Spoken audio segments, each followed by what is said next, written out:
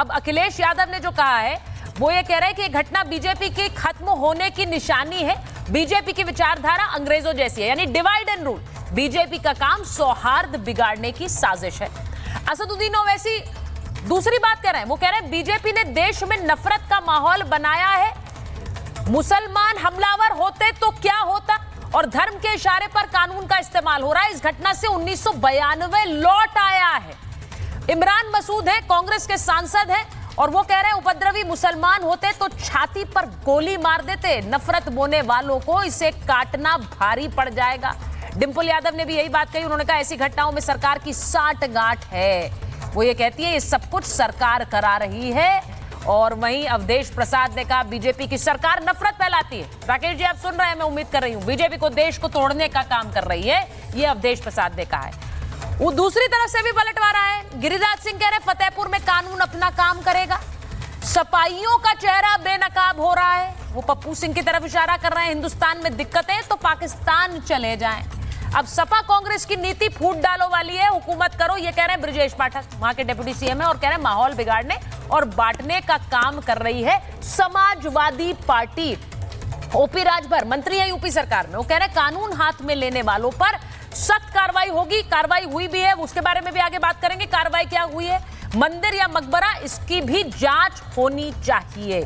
तो ये ओपी राजभर ने कहा। मैं राकेश जी आपके पास आ रही हूं। सबसे पहले जो बात असदुद्दीन ओवैसी ने कही है, अगर आ जाए शादाब चौहान साहब तो जरा उन्हें स्क्रीन पर ले लीजिएगा। लेकिन राकेश जी वो कह रहे हैं कि 1992 की याद ताजा हो गई। बहुत बड़ी बात वो कह रहे हैं।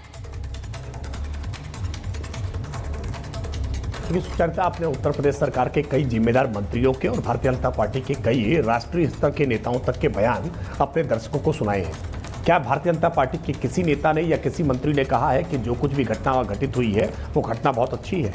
क्या किसी ने इस तरह की उपद्रव करने वालों को प्रोत्साहित करने की बात कही है?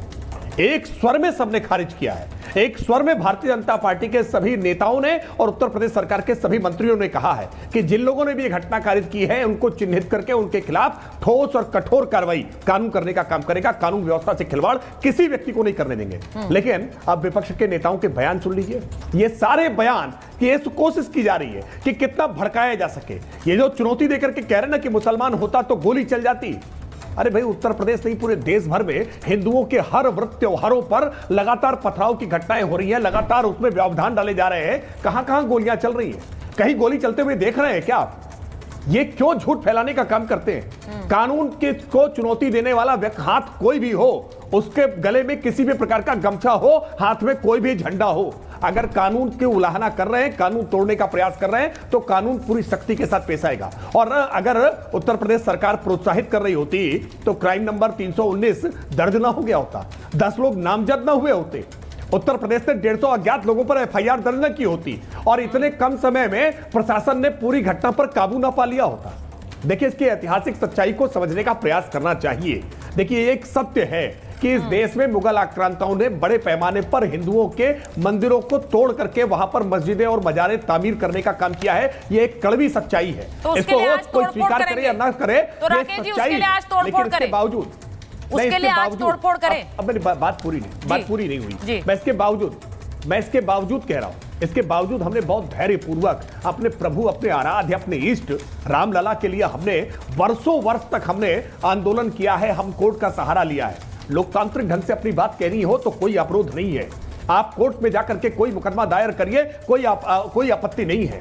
लेकिन आप इस तरह से अगर हाथों में डंडे लेकर के कानून हाथ में लेने का प्रयास करेंगे तो निश्चित तौर पर कानून कठोरता से काम करेगा। लेकिन ये वो सरकार भी नहीं है जहां हम निरपराध लोगों पर, मासूम लोगों पर गोली चला दिया करें।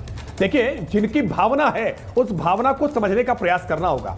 अगर वो इस भावना के साथ अगर कानून हाथ में ले रहे हैं तो भी हमारा पहला प्रयास यही होगा, हम समझाइश बुझाइश दे करके और कानून की धाराओं के तहत उनको पाबंद करके हम उनको अपराध करने से रोकें। इसका मतलब ये नहीं है कि अपने आराध्य के लिए, अपने इष्ट के लिए लोगों पर गोली चलवा दे, जैसा मुलायम सिंह यादव ने 1990 में चलवाने का पाप किया था। और ये पाप केवल मजहबी तुष्टीकरण के लिए किया गया था। हम ऐसा कोई पाप नहीं करने वाले हैं, लेकिन किसी को भी अपराध करने की छूट नहीं देने वाले।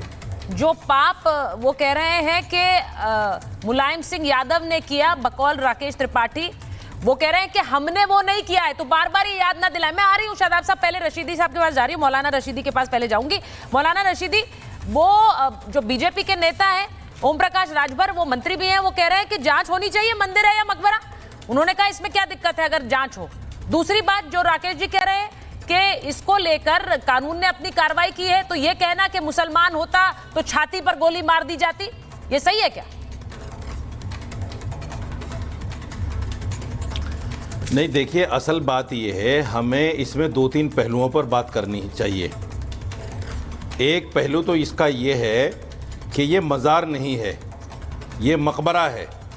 मकबरे और मज़ार में बहुत फ़र्क है। मकबरे का मतलब ये है कि किसी बड़े नवाब की ये कब्र है। मज़ार वो होता है जिस पर बाकायदा चादरें चढ़ाई जाती हैं, बड़े किसी अल्लाह वाले का, किसी नेक आदमी का मज़ार होता है, उस पर चादरें वगैरह चढ़ती हैं। वो दोनों चीज़ें डिफरेंट हैं। सवाल ये है, हम आज तक ये सुनते थे कि मंदिर तोड़ के मस्जिद बना है। ऐसा हमने कभी नहीं सुना कि मंदिर तोड़कर किसी ने मकबरा बना दिया हो, अपनी कब्र बना ली हो किसी ने मंदिर तोड़ के, ऐसा कभी भी नहीं सुना। दूसरी बात, एक बहुत स्पष्ट इसमें पहलू सामने आ गया है जो आपने भी दिखाया। हाँ। और मैंने भी सुबह तमाम टीवी चैनलों को वो बाइट भेजी और फोटो के साथ भेजी, और वो है समाजवादी का वो गुंडा जो इस भीड़ को लीड कर रहा है। हाँ। जो पुलिस वाले के ऊपर लाठी से हमला कर रहा है, जानलेवा हमला कर रहा है। हाँ। जो पूरी भीड़ को उकसा रहा है, ठीक। जो पूरी भीड़ को इसके लिए तैयार कर रहा है कि इसको तोड़ो। सवाल यह है कि उसको गिरफ्तार कब किया जाएगा, उस पर कार्रवाई कब होगी। और ये भीड़ को उसने जिस तरह से इकट्ठा किया है, ये सारा प्रकरण समाजवादी की तरफ से किया गया है। मैं आपके चैनल पे कह रहा हूं, मुझे कोई इसमें डाउट नहीं है। दूसरी बात, जो विपक्ष के नेता इस पर राजनीति कर रहे हैं कि साहब मुसलमान होते तो ये हो जाता, फला हो जाता। अरे भाई, यहाँ मसला वो है ही नहीं, हिंदू मुसलमान का मसला नहीं है। यहाँ मामला है कि एक कब्र को, एक मकबरे को, एक नवाब के मकबरे को, नवाब अब्दुल समद के मकबरे को तोड़ने की कोशिश की गई, और ये बताकर कोशिश की गई कि मंदिर तोड़ के बनाया गया है। तो उसको जो है, ये जो समाजवादी का नेता जिसको आप दिखा रहे हैं पप्पू सिंह, इसको फौरी तौर पर इसको गिरफ्तार करना चाहिए। और जितने भी लोग उसके साथ में थे, वहां मुसलमानों को खड़े होकर अभद्र गालियां दी गई, मां बहन की गालियां दी गई, और पता नहीं क्या क्या वीडियो भी आपके पास होगी। अगर नहीं है तो मैं भेज दूंगा चैनल को। हाँ। तो ये सारा प्रकरण हमें सोचना चाहिए कि यहाँ सियासत कौन सी चल रही है। नहीं, पर रशीद जी, बीजेपी को, भारतीय जनता पार्टी को बदनाम करने के लिए एक आपने जो बात बोली, आपने कहा कि ये समाजवादी पार्टी का नेता था, यहाँ आरोप तो दूसरा लग रहा है। एक बार मैं जवाब साहब आपके साथ आ रही हूँ, आपने कहा बीजेपी कराती है डिवाइड एंड रूल, बीजेपी कराती है हिंदू मुसलमान, यहाँ पे नेता समाजवादी पार्टी का निकला, ये कैसे हो गया? जी, सभी को मेरा जय हिंद, जय संविधान। हाँ। वो कत्ल भी करते हैं तो चर्चा नहीं होती, हम आह भी करते हैं तो हो जाते हैं बदनाम। देखिए क्या है, मौजूदा भारतीय जनता पार्टी के जिला अध्यक्ष का तो नाम ही नहीं लिया। सवाल तो शासन और प्रशासन का ये बनता है कि वो कौन लोग थे जो पुलिस के सामने चले। संभल में तो पुलिस ने फायरिंग कर दी थी, यहाँ तो पुलिस बिल्कुल नदारत मालूम होती है। और जिसने फायरिंग करी तो यहाँ का पुलिस और प्रशासन आप देख लीजिए, जिसके ऊपर सुप्रीम कोर्ट की एक टिप्पणी है कि उत्तर प्रदेश में एक जंगल राज है और यहाँ की पुलिस जो है वो सिविल केसेस को क्रिमिनल केसेस बना करके जो है लोगों को फंसाती है। आप क्या तवक्को करेंगे बहराइच के अंदर? और ऐसे लोगों को भारतीय जनता पार्टी में पुरस्कृत करा जाता है, सम्मानित करा जाता है। अभी संभल के सीईओ जो है ना, उनको सम्मानित कर दिया जाता है। साहब कभी सच बोलने की आदत डाल लो। सुनिए, जवाब साहब सच बोलने की आदत डाल लो। नेता बाकायदा सामने दिख रहा है। उन्हें कंप्लीट कर दीजिए, ठीक है, उन्हें कंप्लीट करने दीजिए, फिर मैं आ रही हूं। हाँ, ठीक है, कंप्लीट कर लीजिए आप। देखिए क्या है, मौजूदा सरकार के ऊपर सवाल बनता है।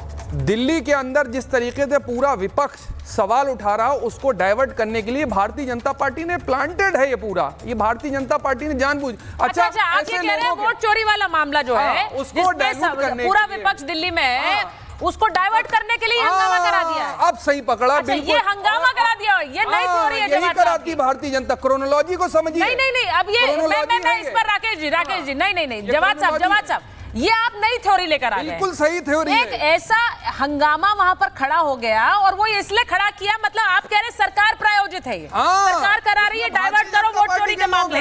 वोट चोरी में बहुत घेराव हो गया है विपक्ष के द्वारा, तो वो आप डाइवर्ट करिए। राकेश जी, ये डाइवर्ट कर रहे हैं आप, सरकार प्रायोजित बता रहे हैं। देखिए, बहुत बहुत तरस आता है जब इस तरह के खोखले तर्क लेकर के सामने आते हाय, हैं। हाय। उत्तर प्रदेश की योगी आदित्यनाथ सरकार की सबसे बड़ी उपलब्धि उत्तर प्रदेश की कानून व्यवस्था है। बहुत और बड़ी कोई कानून। सरकार स्वयं इस प्रकार का कोई काम कराएगी कि हमारी ही कानून व्यवस्था को लेकर के कोई सवाल उठाने का मौका विपक्ष को मिले, हम विपक्ष के हाथ में कोई हथियार थमाएंगे? मैंने फिर इस बात को दोहरा रहा हूं कि घटनाओं में अपराधी की जाति, मजहब, उसका पार्टी से जुड़ाव, ये देखने का काम पिछली सरकारें करती थी। भारतीय जनता पार्टी की सरकार किसी अपराधी की जाति, उसका अरे मत, भारतीय उसका जनता मजहब, पार्टी उसका में पार्टी बहुत से से लोग जुड़ाव नहीं अपराधी हैं, देखती। क्या करा और इसीलिए जाएगा? हमने उनके एक स्वर फोटो में लगाए निंदा आपने? की। एक स्वर में हमने बुलडोजर इसको कहा जाएगा कि उनके हम घर इसके पे, इन खिलाफ अपराधियों घर पे जिनके खिलाफ FIR है, अपराधी- अब देखिए, चौराहे चौराहे जवाद फोटो साहब, लगाएंगे। जवाद मैंने आचार्य जी को रोका था कि वो आपको बोलने सैयद दें। जवाद अब आपको उन्हें बोलने अपराधी दीजिए। कह दूं मैं आपको? उन्हें बोलने ऐसे नहीं दीजिए। चलेगा उन्हें ना? बोलने दीजिए। ऐसे नहीं हाँ। चलेगा ना। अब सैयद जवाद आपको मैं अपराधी कहने लगूं टीवी पे, ऐसे नहीं चलेगा ना। आप भारतीय जनता पार्टी के किस नेता को अपराधी कह रहे हैं, नाम लेकर के बताइए। और